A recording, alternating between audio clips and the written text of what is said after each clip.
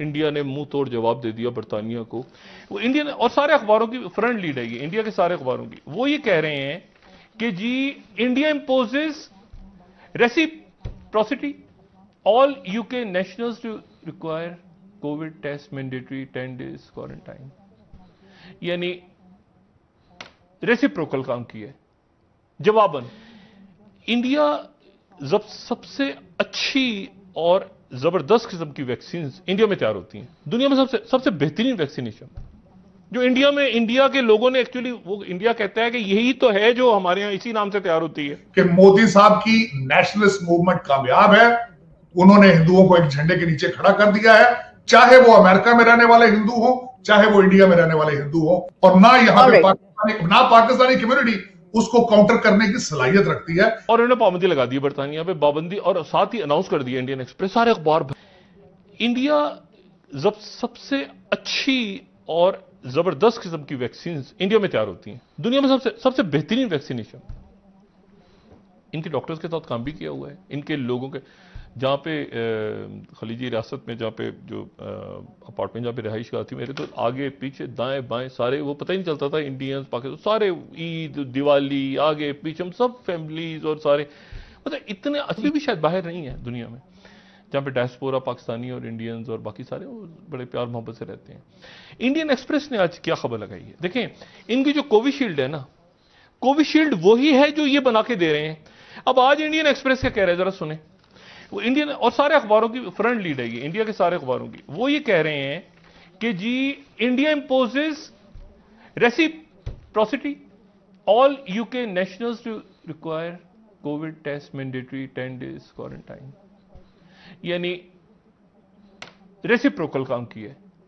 जवाबन उन्होंने, चूंकि उसमें से 4 तारीख को वहां पे पाबंदियां खत्म हो रही हैं बरतानिया में, तो उन्होंने वो जो लिस्ट अपनी चेंज की है, तो उसमें उन्होंने कहा कि एस्ट्राजेनेका जिसने लगवाई हो, जिसने मॉडर्ना लगवाई हो, जिसने जो भी उनकी पूरी लिस्ट है उसने मुल्कों को लगवा दी, उसमें कोविशील्ड का नाम नहीं डाला हुआ, जो इंडिया में, इंडिया के लोगों ने एक्चुअली, वो इंडिया कहता है कि यही तो है जो हमारे यहां इसी नाम से तैयार होती है।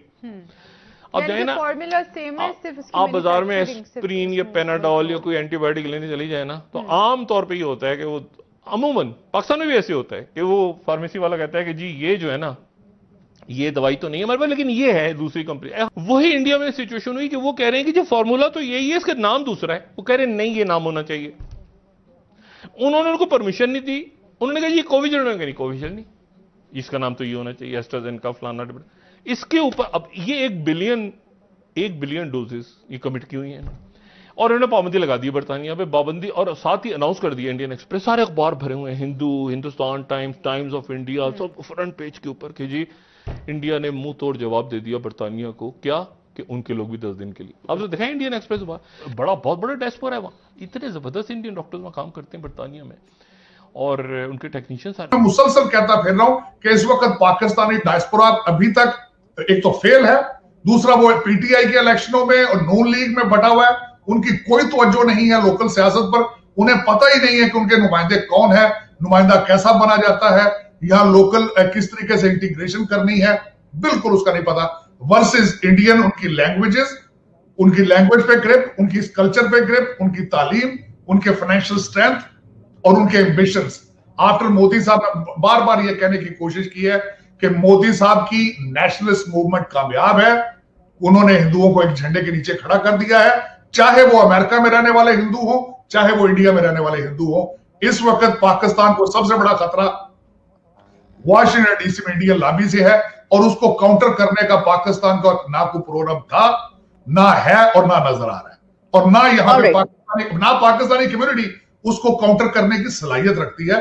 क्योंकि मैं खुद पाकिस्तानी अमेरिकन हूं और मैं एक्टिव हूं कई चीजों में, लेकिन मुझे नजर नहीं आता आज तक। मैंने इसकी कई दफा मिसाल दी आपको, 5-6 इस वक्त 5-6 इंडियन डिसेंट के कांग्रेसमैन मौजूद हैं, 2 सदारती सदर निकी हेली, बॉबी जिंदल, और उसके बाद मैं ये कहूंगा कि न्यूयॉर्क में पॉपुलेशन हमारी इतनी है पाकिस्तानियों की, एक काउंसिलमैन भी नहीं है वहां से, कांग्रेसमैन होना तो बहुत दूर की बात है। जी चारी साहब, सबसे पहले तो मैं इसी पर जो आपने बात की, ये तो हम बहुत हमने इसके ऊपर प्रोग्राम्स भी किए कि पाकिस्तानियों की तो एक तो एजुकेशन सिस्टम, हमारा एजुकेशन ऐसी नहीं होती, ट्रेनिंग ऐसी नहीं होती, कोई जो है आपस में इतने ज्यादा झगड़े आपस में इतने डिस्प्यूट्स होते हैं कि खुद ही आपस में लड़ते रहते हैं, ये तो होना ही है। लेकिन मैं आपसे ये जानना चाहूंगी, आपने अभी ये बात कही, एक तो आपने ये कहा कि बिल का कोई मुस्तकबिल नहीं है, लेकिन साथ ही आपने ये भी कहा कि आगे चल के जो है ये बिल हो सकता है कि पाकिस्तानियों पर पाबंदियों का पेशखामा बने। इस तरह मैंने कहा कि सर अगर 50-50 सेनेटर्स हैं तो कुछ भी मिल जाते हैं तो मेजोरिटी तो बननी जाएगी। नहीं, उसमें आलिया दो चीजें होंगी। इस बिल का मुस्तकबिल जो शॉर्ट टर्म देख रहा हूं वो ये है कि ये अभी मिड टर्म इलेक्शन की तैयारी है और करंट एडमिनिस्ट्रेशन को मजीद गंदा करने की एक कोशिश है और वो कर रहे हैं, उसमें कामयाब है। अगर आप उनकी स्पीचें सुने सेनेट में भी और उनकी कांग्रेस में भी, जिस तरीके से उन्होंने खुला के रेजिग्नेशन की अपीलें की हैं, प्रेसिडेंट को कहा है कि वो भी रिजाइन करे, वो टोटल फेल है सारा कुछ करने के बाद। इस पे ज्यादा जोर तब बढ़ेगा यहाँ पे जो मेरा अंदेशा, मेरी स्पेकुलेशन है कि मिड टर्म इलेक्शन में दोनों हाउसेज में से एक हाउस जो है वो रिपब्लिकन उसमें वापस आ जाएंगे। इस बिल को और ऐसी आइडियोलॉजी को तकवीयत तब मिलेगी जब एक रिपब्लिकन हाउस उनके पास आ जाएगा, स्ट्रेंथ हो जाएगी और वो ये प्रेशर मेंटेन करके रखते हैं। अब तालिबान की उस एड के बारे में बात करना चाहूंगा जो आपने फरमाया।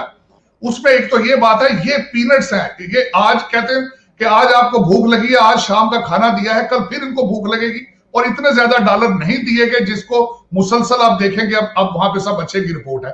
मैं बताना ये चाहूंगा हो क्या रहा है, हो ये रहा है कि जो एक्सपेक्टेशंस हैं, जिस तरह मैंने आपको पहले अर्ज की कि वो कहते हैं कि दोहा के अंदर हमारे साथ जो प्रॉमिसेस की 8 शर्तों में से 7 को तालिबान जो है वो उसको डिसऑनर कर रहे हैं, वहां पे उनको तशद्दुद भी कर रहे। आपने देखा होगा कि जिस तरीके से उन्होंने एक डेड बॉडी को लटकाया है, अगले दिन 4 लोगों को मारा है, उसके बाद जिस तरीके से किसी खातून को जगह नहीं दी, उन्होंने हजारा बरादरी शिया को अपनी कैबिनेट में नहीं शामिल होने दिया और कई ऐसे तहफ्फुजात हैं इस वक्त वेस्ट को, और कई लोग अभी अमेरिकन वहां पे फंसे हैं।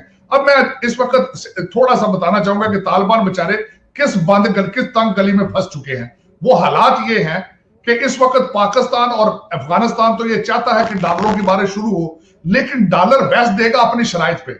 अगर वो उन शराइत की तरफ लीन होते हैं तालिबान, तो उनका मेन कोर आइडियोलॉजी से हट जाएंगे, उनके अंदर जंग शुरू हो जाएगी।